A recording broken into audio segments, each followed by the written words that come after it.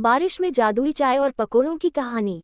गांव के किनारे नदी के पास एक छोटा सा ढाबा था जिसे लोग जादुई चाय पकोड़े वाला कहते थे। ढाबा बूढ़े किशन काका और उनकी पत्नी पार्वती काकी चलाते थे। ये ढाबा खासकर बारिश के दिनों में बेहद मशहूर हो जाता था। लोग कहते थे कि यहाँ की चाय और पकोड़ों में कोई जादू था जो हर किसी का मन हल्का कर देता था। उस दिन भी आसमान में घने बादल छाए हुए थे।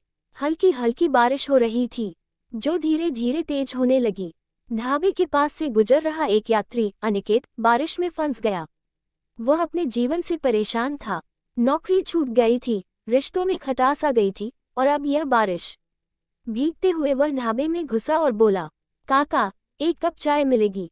किशन काका मुस्कुराए और बोले, बिल्कुल बेटा, पर चाय के साथ गर्मागर्म पकोड़े भी खाओगे तो बारिश का मजा दोगुना हो जाएगा।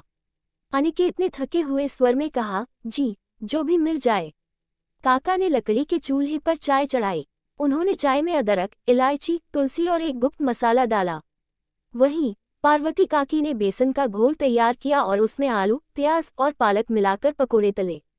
बारिश की बूंदों के साथ साथ ढाबे में चाय और पकोड़ों की महक फैल गई।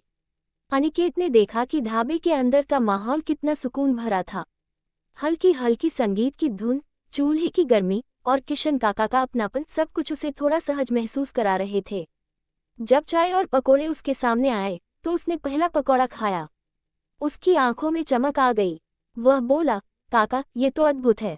इसका स्वाद मुझे मेरे बचपन में ले गया जब माँ बारिश में पकोड़े बनाती थी। किशन काका मुस्कुराते हुए बोले, यही तो हमारा जादू है बेटा। ये स्वाद नहीं, यादों का दरवाजा खोलता है। फिर उसने चाय की चुस्की ली। अदरक और मसालों का स्वाद उसे किसी पुरानी सुखद याद की ओर खींचने लगा। वह थोड़ी देर के लिए अपनी सारी चिंताओं को भूल गया। अनिकेत ने राहत की सांस लेते हुए कहा, काका, आपकी चाय और पकोड़े वाकई जादुई हैं। इनसे मेरे दिल का बोझ हल्का हो गया। पार्वती काकी मुस्कुराए और बोली, बेटा, जादू न चाय में है न पकोड़ों में। असली जादू तुम्हारे दिल में है। कभी कभी बस सही समय और सही एहसास की जरूरत होती है। बारिश थम चुकी थी, लेकिन अनिकेत का मन अब पहले से कहीं हल्का हो गया था। उसने ढाबे के दोनों बुजुर्गों को धन्यवाद दिया और वादा किया कि वह फिर लौट कर आएगा। उस दिन अनिकेत को सिर्फ गर्मागर्म चाय और पकोड़े नहीं मिले, बल्कि उसने ये सीखा कि जिंदगी के छोटे छोटे पलों में भी खुशी ढूंढी जा सकती है। जादुई चाय और पकोड़े वाला सिर्फ एक ढाबा नहीं था, ये वह जगह थी जहां लोग अपने जीवन के बोझ को भूलकर अपने दिल की बातों को सुन पाते थे। बारिश, चाय और पकोड़े, ये सब तो बस बहाना थे। असली जादू वहां के माहौल और अपनापन में था।